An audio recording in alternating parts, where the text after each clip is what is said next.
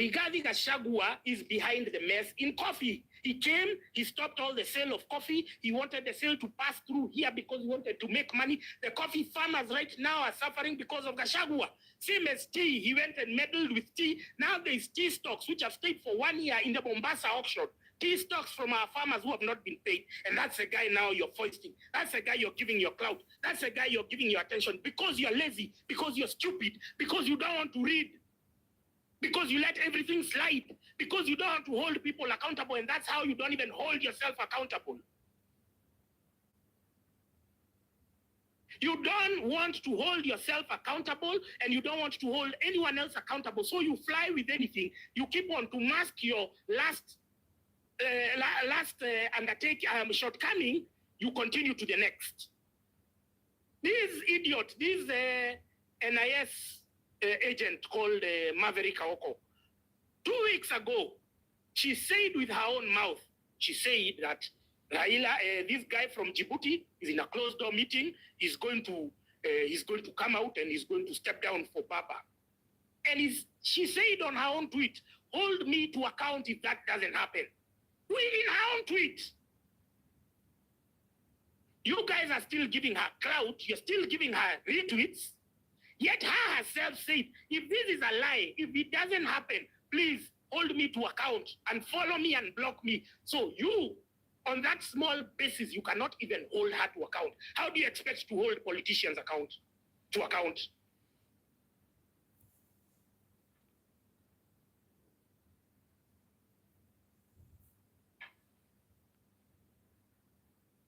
Gachagua himself, please go and search. Go and Google. You're going to see Rigathi Gachagua is behind the coffee mess. Rigathi Gachagua is behind the tea mess. When he was being impeached, nobody ever said that Rigathi Gachagua was better than Ruto. We said, Kufa dereva, Kufa makanga. We said, if we are removing the makanga, then the fucking driver must also go. How did that change to now we are listening to him talking about Musangalire? These boomers have a tendency, they have a penchant of gravitating towards each other when their interests feel threatened, when their interests are not in alignment with the others. These boomers now, they gravitate towards each other. People who have been in opposition for the longest, this guy was removed just 4 or 5 months ago. They are there with him, sucking his dick. This is rubbish. This is rubbish. Mother Karua, people who've had credentials, credentials that they can, they can run with, they are there. Now they are meeting Gachagua. You're meeting Gachagua for what? You've forgotten what he used to say. You've forgotten what he said during the Gen Z protest. He said, we are going to crack down. In fact, he was more brutal than even Ruto himself. Did you see the crackdown on protests in Karatina, where he comes from, before he fell out of favor? No, we cannot tolerate your bullshit as boomers. Eugene Wamalwa, Kalonzo Musyoka, we cannot. Mother Karua, we cannot. No, you're becoming too much. We want Ruto to step down or to leave office this month. You are telling us to wait until 2027. You have to stop your bullshit. Nobody has barred you from vying. Nobody has stopped you from ever vying in your life. You understand? But why must we wait until 2027? Because it's your agenda? And then you are able there to bribe the media, to bribe akinakenyans.co.ke to run your new memes saying 2027. 2027 is a boomer agenda. The young people have a different plan. If William Ruto has already, we are talking about this week we saw city mortuary as 394 undeclared bodies. Bodies which have not gone to be collected, and all of this pile up has been within the last 6 months, or especially after the June protests. Now, if this guy, and don't forget, there's another 120 that people that he is officially known that William Ruto killed. Don't forget that people are being abducted. So if this man has killed over 600 or over 700 people within 6 or 7 months, how many people is he going to have killed between now and 2027? You see, these politicians, these boomers, these Raila, Karua, Eugene Wamalwa, Okia Omtata, all of them, they have money to pay for security, to have armored vehicles. Their kids are abroad or they go to fancy schools, so they are insulated from all of these nonsensical shenanigans, political shenanigans. So them, they can wait. Can you wait to be abducted? First of all, the Isiolo youth. If you're listening to me and you're in Isiolo and you're a young person, please stop using Safaricom, because William Ruto is a petty motherfucker. He's an asshole. He's a narcissistic prick. What he's going to do is going to look for the people who are there. They are going to zero in. They are going to monitor what they did with the people who are in parliament and how they have been abducted ever since. They are going to zero in. Safaricom has already pinged your location, so they are going to look for you, everyone who booed you and heckled you, and then they are going to come for you one by one, Nurdin Haji and Mohammed Amin.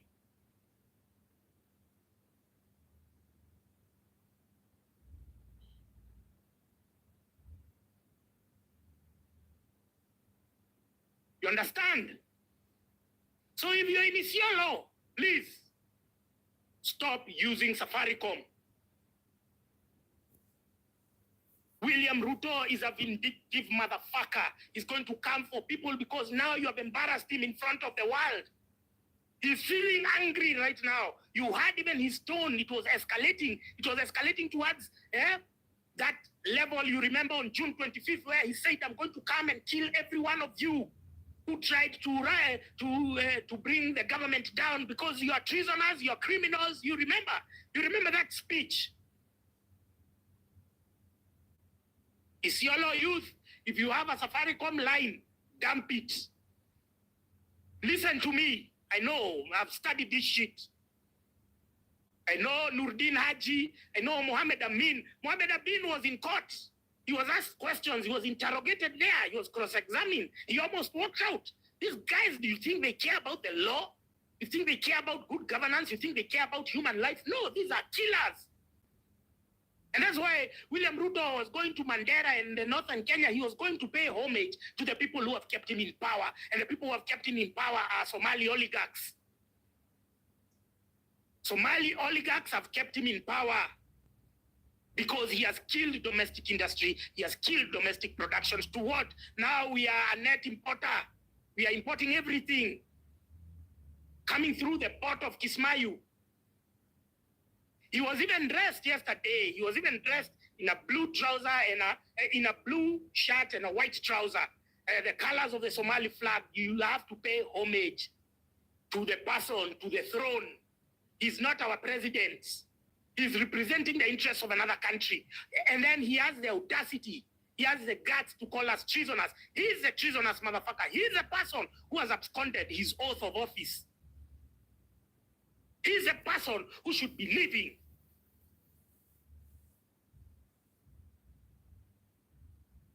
And so my work here is to just tell you to remain focused. Number one, we say that every Monday will be a national strike. Every Monday will be a national strike. Please, TikTokers, if you're getting this, I need you to get this part very well because people don't seem to get it. Every Monday, if you don't have anything to do in town, please stay at home because many of you have made going to town as a career. Sometimes when you don't have anything to do, you're just going to run, I don't know, silly errands or whatnot. If you have anything to do, do it now, do it Saturday, do it when, but don't go to town on Monday. Number two, close your business. Close your business. It is that simple. We're asking you to sacrifice because you're still not going to make any money. Your customers are running short of money. We are being taxed left, right, and center. These guys are coming for a paycheck. So why don't you want to be in solidarity with the people who have kept your business afloat? You think you're going to profit while your customers suffer and languish in poverty? No. So close your business. Don't go to town, whichever town you are in. Because did you see What happened in Nakuru? Did you see the court, the High Court in Nakuru, threw away the habeas corpus application for the presentation of Brian Odhiambo, a young man, for the simple crime of going to fish in a lake that is owned by us. That lake is not owned by KWS. It's not owned by the tourists. It is owned by us. That is our money. That is our heritage. Even if we were all to go and fish there tomorrow, KWS, who the fuck do you think you are? That you're going to prioritize money over human life. And then the courts have no shame. They throw out the application for the police to present him because they know they killed him and threw him in that lake where nobody will be able to find him. People, you have to understand that your sacrifice is needed and it is necessary. Because if we rely on these stupid boomers who are telling us to wait until 2027, most probably you won't be alive to see that. These boomers, politics is their career. Politics is that's all they do. Just going on rooftops. Look at somebody like William Ruto. He has the energy to do everything else other than what he was elected for. He has the energy to go there and hurl insults, to throw tantrums, to throw his childish rants. But ask him to do a project, ask him to show us even a pit latrine to his name. You can't, you will never see it. So Monday, please, when we say it's a national strike, stay at home. Don't open your business. It's just one day.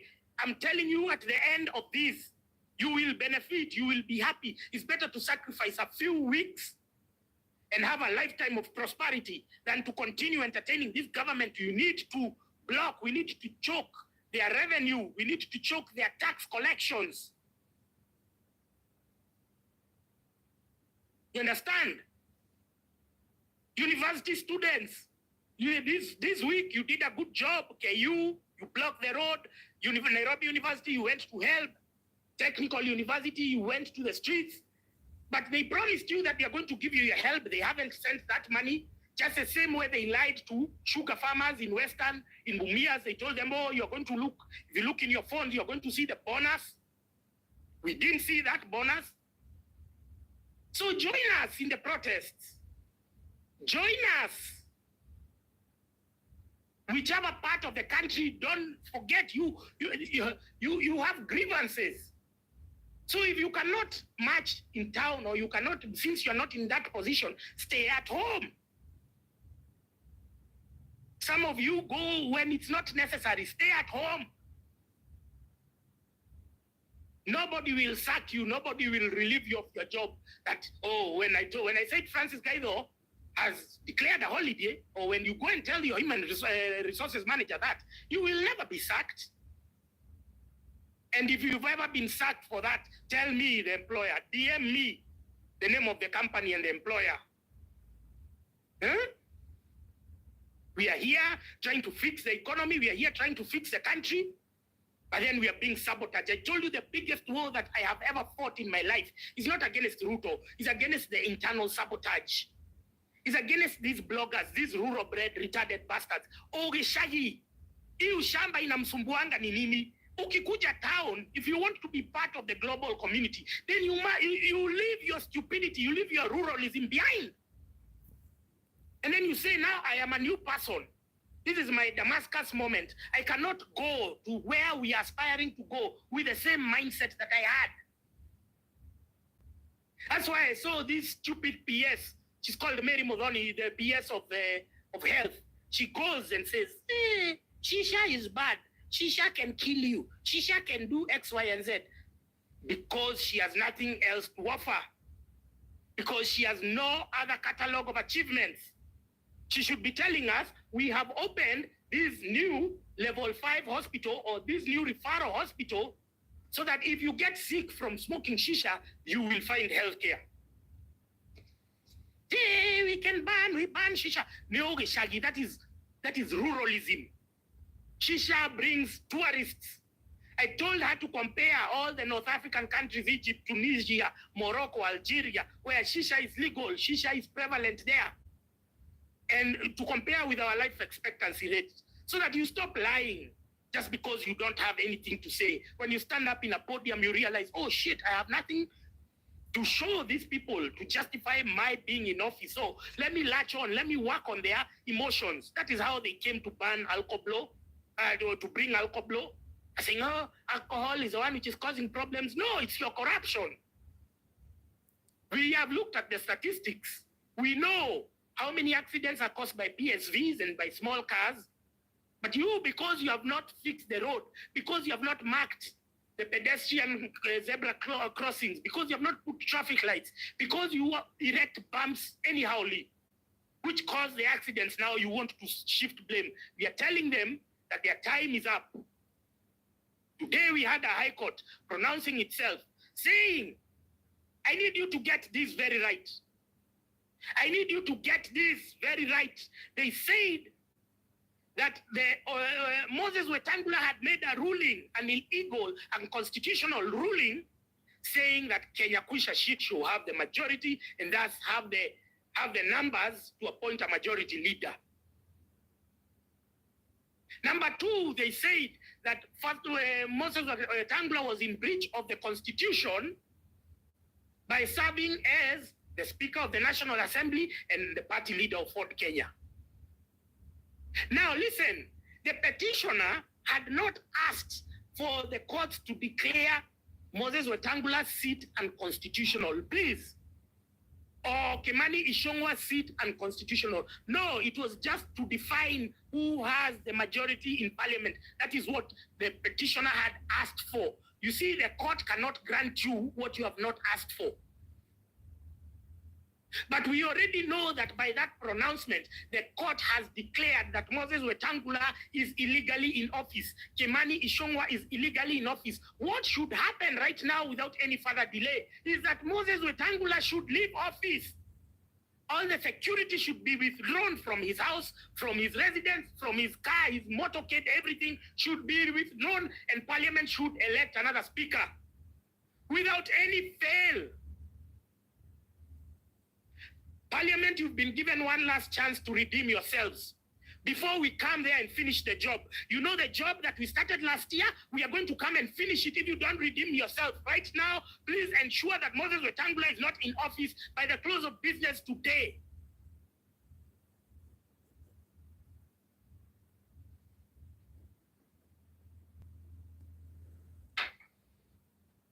You hear?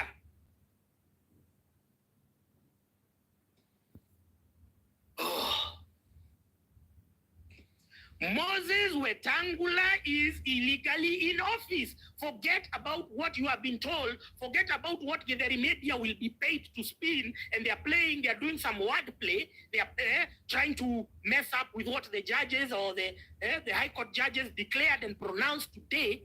But because the petitioner had not explicitly requested or demanded or petitioned for Moses Wetangula's removal today, the only item they wanted was a definition of who is the majority party in parliament. And they have already pronounced themselves. They have said that Moses Wetangula, you cannot be a speaker, house speaker, and you still be a party leader.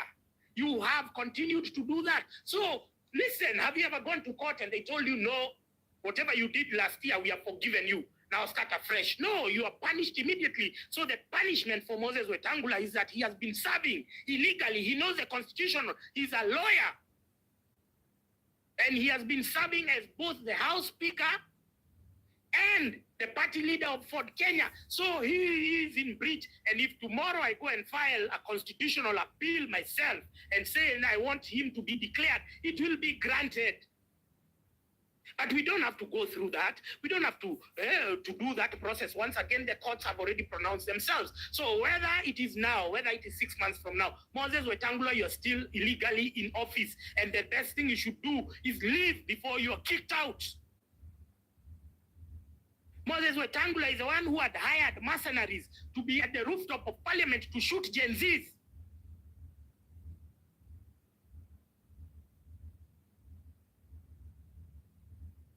Sorry. I don't know. I feel like I've swallowed up some hair. Moses Wetangula is the one who had hired snipers on top of parliament and outside. These were retired KDF and police officers. They were hired to shoot Gen Zs when they raided parliament. So Moses Wetangula is a trashy individual. He's a war criminal. He's somebody who should be in jail. But before then, Moses Wetangula, you have to leave office. Before then, Moses Wetangula, you have to leave office. Moses Wetangula, you have to leave office. Moses Wetangula, you're an idiot, you're an asshole, you're a war criminal, you should be in jail. But even before going to all those places, you should leave office. Your office has been declared, your tenure in office has been declared unconstitutional. You have been serving as both a House Speaker, you have been serving as both the party leader of Fort Kenya. You are an imposter. Moses Wetangula, leave office right now, you motherfucker.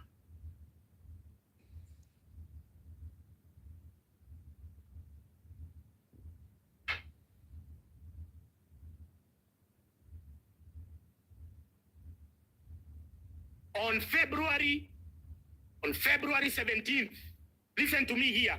On February 17th is when we are having the AUC elections.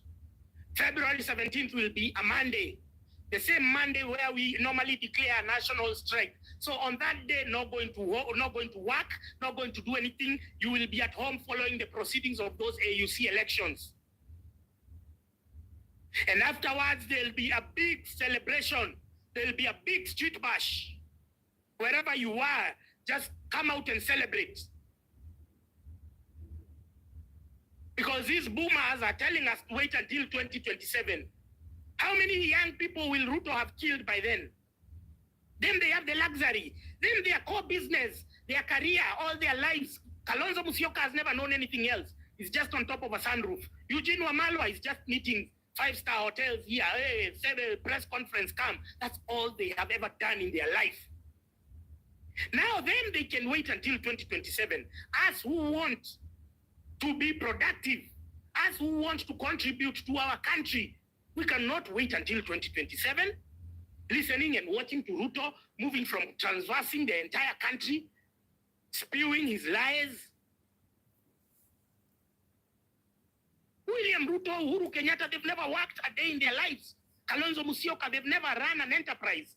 They can do politics morning till evening. Mother Karua, they can do politics till evening. And that's why Okiya Omtata can be in court. He's never run an enterprise. He's never run a business. That's why they're telling you, no, let's wait until 2027 so that we can have our people in the IPC. No! We want this system to collapse. We want a caretaker government which will be filled with people from every stakeholder, from every industry, a multi-stakeholder from every church, from every religion, from every professional, from every business group or lobby group or interest group. You run the caretaker government for 1 or 2 years in preparation for the 2027 election so that we can overhaul the systems, we can do a new IEBC. We have done this before. Well, why is somebody telling you? Why is somebody hastening you? Why is somebody showing you that you don't have time? No, we have a lot of time. You must make a decision now. For us to beat Ruto, we must have a formidable candidate. Now, formidable is inversely proportional to corrupt. We must settle on Gachagua because Gachagua is the only one who can help us fight Ruto. Fuck you. Was Gachagua there in June 25th when we raided Parliament? Was Gachagua anywhere near there? Why do you suddenly think that we need him? He's the one who needs us. You have to believe in yourself. You see, low self-esteem is also correlated to ruralism. You are stuck in disbelief of yourself. You have low self-esteem. You don't want to believe that you're capable.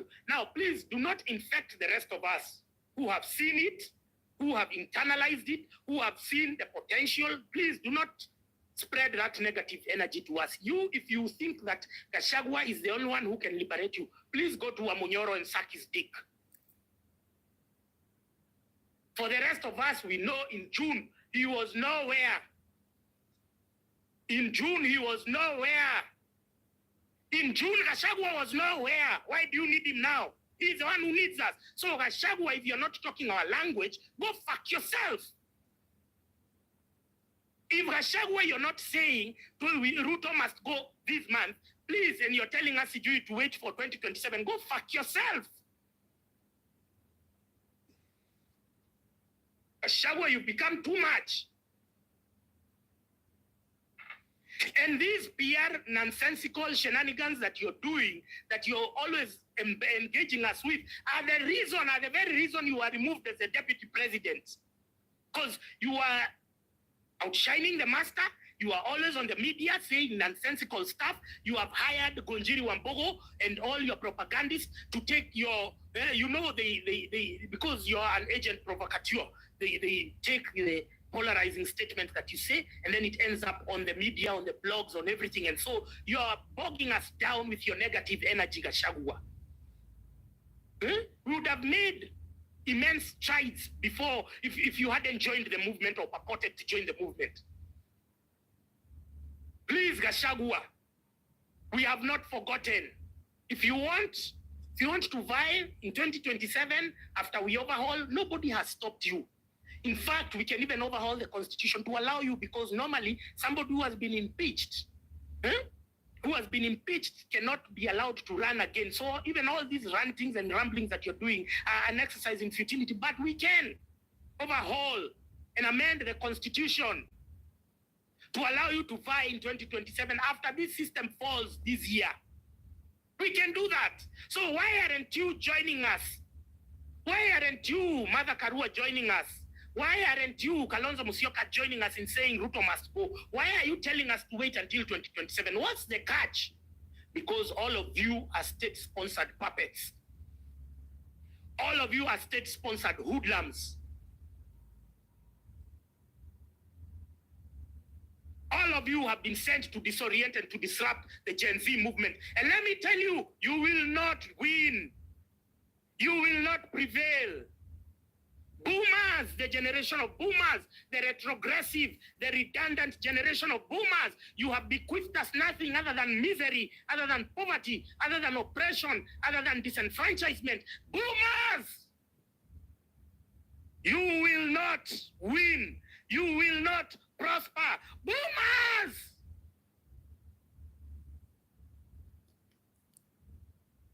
The generation of boomers, you've been a thorn in our flesh. You've been a pain in our existence. You guys have left us with nothing. There's nothing positive that comes from you. There's nothing progressive that comes from you. Boomers, you are a bunch of useless pieces of shit. Kalonzo Musyoka, Mother Karua, Eugene Wamalwa, Rigathi Gachagua, Raila Odinga, we are telling you, if you're not with the gospel of Ruto must go, if you're telling us that 2027 is the only time that Ruto must go, let me tell you, boomers, we are going to fuck you up.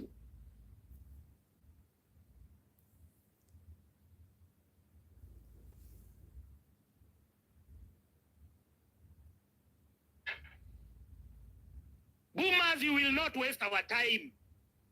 Boomers, you will not bring us your bullshit. We cannot be held hostage by less than 10 boomers. You have held us hostage for the last 20, 30 years. You said that, it's 2002, Kibaki has come, now it's a second liberation. Now we have reverted. I listened to Bob Jage. I listened to the Longton brothers when they were on JKL the other day, and they were talking about how they were oppressed. That was what was happening during the Moi era in the Yayo torture chambers. You have taken us back in one fell swoop. While you said we have a new progressive constitution, you have gone on to do these funny handshakes there to undermine all the gains that you claimed you had made for us. You said that you have bequeathed us prosperity with a new constitution, but see us. See our lives. People are being done for Nyayo House torture chambers. Nurdin Haji is running black sites, one in Mwehoko, one in Garden Estate, one in Peponi Road. You have never even raised that in Parliament. And now you're telling us we have to wait until 2027 so that William Ruto can kill another 1,000 young people. Boomers! Boomers, we are telling you we are tired of your bullshit. Boomers, fucking boomers!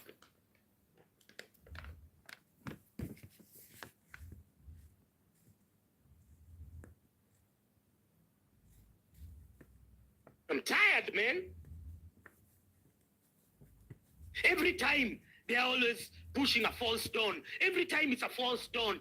Even now they are saying 2027, when we get rid of Ruto, is going to be a dawn of a new era. Every time, every cycle, they have to craft this illusion of a dawn of a new era so that they can onboard you. They can sell us this fictitious lie, this heaven, this imaginary paradise, but they are just going there to extend their winning streak.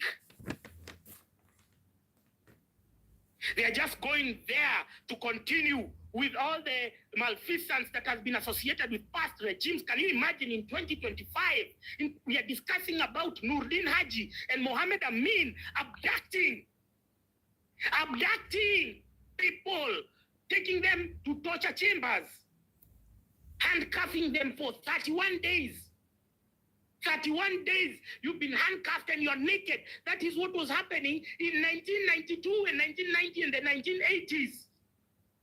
We have gone back there, yet we still claim we are a progressive society. And then we have these boomers who are coming to tell us to wait until 2027. You relax, continue suffering, continue being abducted, continue being killed, continue being thrown in acid, continue being dumped in rivers and lakes. Let's wait for 2027, where now we are going to come and fix this. That is exactly what Mother Karua is telling you. That is exactly what Okiya Omtata is telling you. That is exactly what Eugene Wamalwa is telling you. That is exactly what motherfucker, this Gashieda motherfucker is telling you. That is exactly what Uhuru is telling you while he's fronting Matiang'i. That is exactly what David Maraga is telling you. Now, we have no problem with you people vying. Whether you come in a coalition, whether you vie alone, nobody has a problem. But immediately right now, what we are saying is Ruto must go. If you're not saying that, then shut the fuck up. Don't tell us about 2027. You have the luxury. Most of you are running with state security. You have bodyguards from GSU Reke Squad. I don't have a bodyguard. I can't even afford a G4S bodyguard, let alone a Reke Squad. You have security funded with our taxes. So you can wait. You can ride it out because you know you also have money to bribe the media idiots to come for they come for a press conference there. You give them brown envelopes because in Kenya what we have is brown envelope journalism. Or you go to these bloggers called Kenyans.co.ke. Give them money to run your means. You know how to spread it out so that 2027 you can be elected. Meanwhile, how many people will have been dead by then? Boomers, you will not be boomers. Boomers, amtatuletea umafi wenyu. You won't bring amtatuletea utoto wenyu. You won't bring us your stupidity, your nonsense. Boomers, if you're not talking about Ruto must go now, and you're telling us 2027, bro, we will still get rid of Ruto, and then I gave you guys an amnesty. All of you guys, Rigathi, Wamalwa, Kalonzo, all of you have scandals. Now, once we get over this system, once we overhaul institutions and structures, everything in the government, once we get rid of them, we are going to come back for justice and restitution. Now, all of you guys have scandals, all of you motherfuckers, all of you boomers have scandals. I gave you an amnesty package. I told you if you remove 2027 from your mouth, we are going to forget what you did in the past and you'll be allowed to retire in peace. That's what I told you.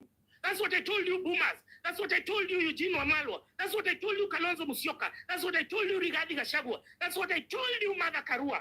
That's what I told you, Okiya Omtata. That we are going to forget what you did in the past and we are going to allow you to retire in peace. If you remove 2027 from your mouth, you people have been adamant. You people do not want to join in our agenda. You want to come and thrust your agenda down our throats. You want to tell us to wait, to continue dying, to continue getting abducted. Yesterday, there was somebody who was abducted in Meru at a hotel called Royal Palace. He was abducted there. So you want us to continue getting abducted as you guys think of how you're going to split seats, sharing, coalition, sharing whatever positions. You think we have the luxury of the time to wait for you people to figure out how you're going to continue robbing us? No, we're saying Ruto must go now. If you're not with that agenda, please, number one, remove Gen Zs from your mouth.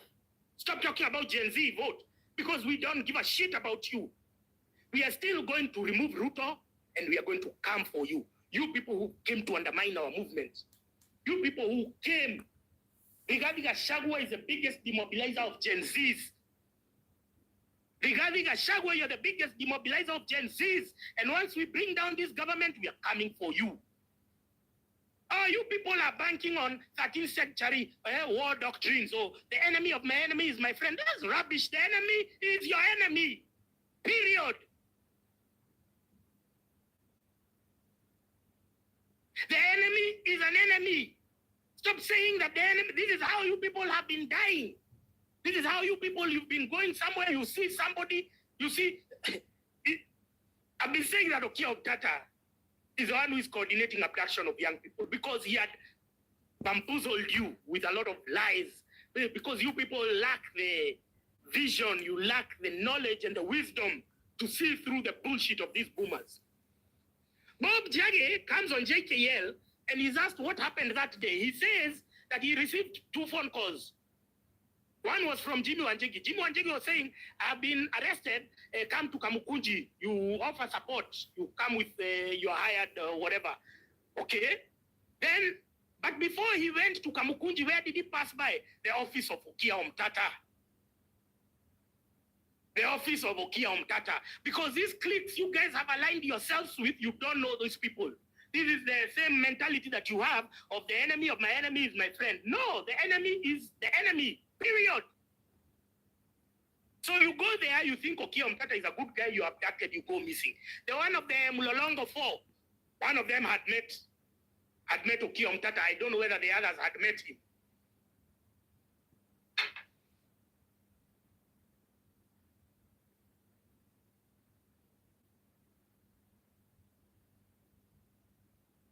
I don't know whether the others had met him. But it cannot be a coincidence that 3 people who have been abducted by the government agents, all of them had met Okia Omtata moments before the abduction. It cannot be a coincidence. Sometimes God is trying to give you signs. Sometimes God is trying to give you hints, but you people are too stupid, you're too thick because of mob psychology, because you've clicked, you bundled yourself in all these cliques, and you think you owe each other loyalty, you think you owe this guy called Kayoti Soko Mabonga, you think you owe him loyalty, because I'm a good DM. I get all those DMs. I know, even at DM, I get even whatever WhatsApp messages, I can tell this one is from the government, and I still entertain them. Doesn't mean I have to meet them.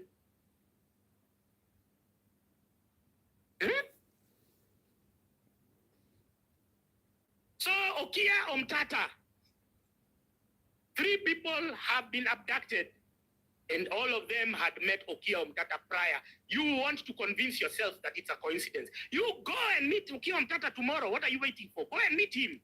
Kwani wewe ni mtoto, tushinde tukikubembeleza. Go and meet him. Uone huku tukitoa mahashtag, watu wakitoa mahashtag utafutwe ya uonekani. Umesikia? So, these boomers have money. These boomers are even staging your abductions. And now you've joined them. Now you guys have gone to join Gachagua there. Guy has been brought to demobilize Gen Zs with his bullshit because he's been a bullshitter. If they could not even tolerate his bullshit in government, mbona, whomstawi to tolerate Gachagua's bullshit? If they could not even tolerate it themselves in government, whomsta you to tolerate it? Whomsta you to come and tell us bullshit? Oh, at the enemy of my... Not 13th century war doctrines, please. Do not be saying some shit in 2025. Your enemy is your enemy, period. When we executed June, Gachagua was not there. You who is saying that we cannot proceed, we cannot dislodge Ruto without him. For what? Because of the stale jokes he's cracking at Barazas that he's going to.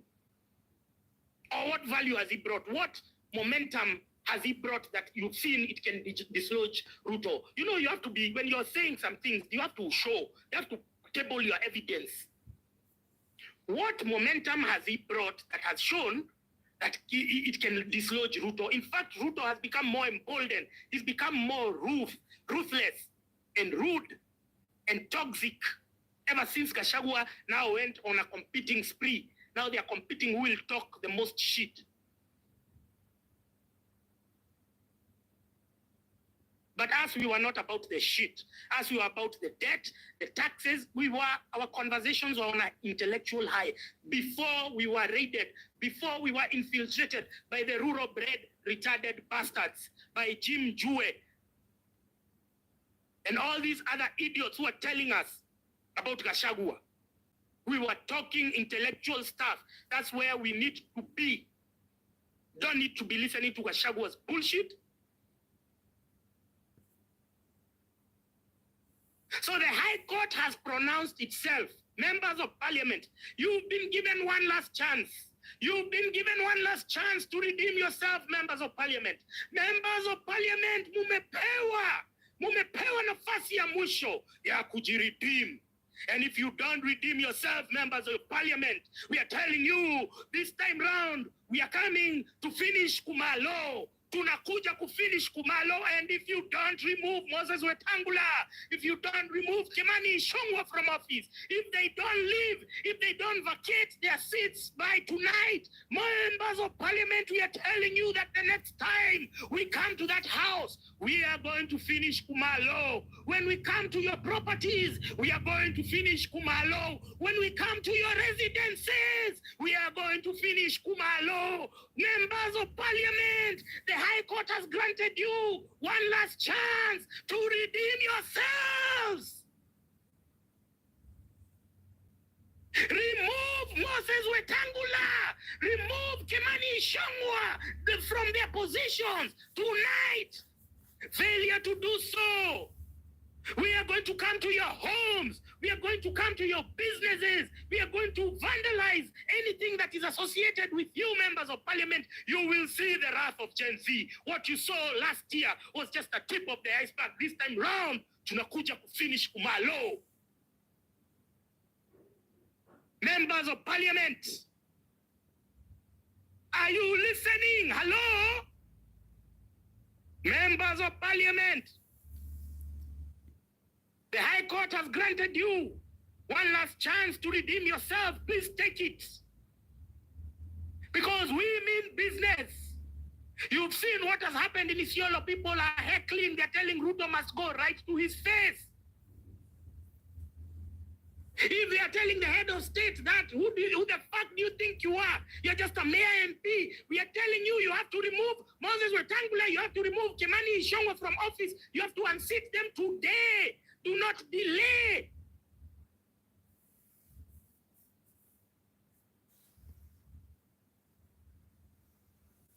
Members of Parliament, the High Court has pronounced itself. Move with haste. Do not waste any time.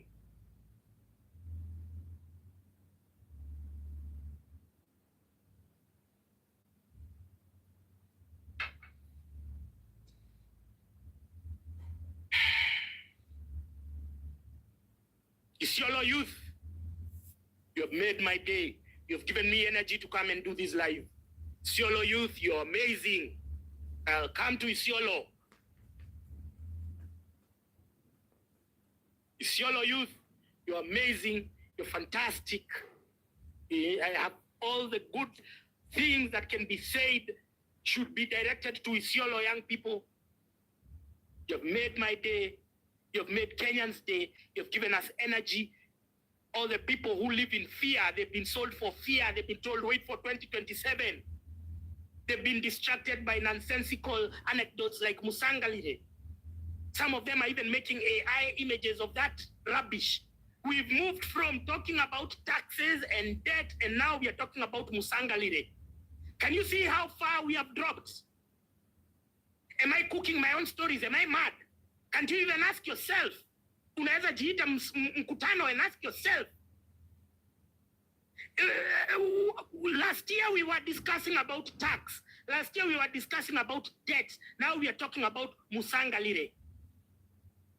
Unaona vile tumeshuka.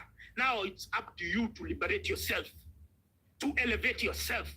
You elevate yourself by blocking the people who are disrupting your train of thought. I saw Giuliani. Can you concentrate on the music? I've been telling you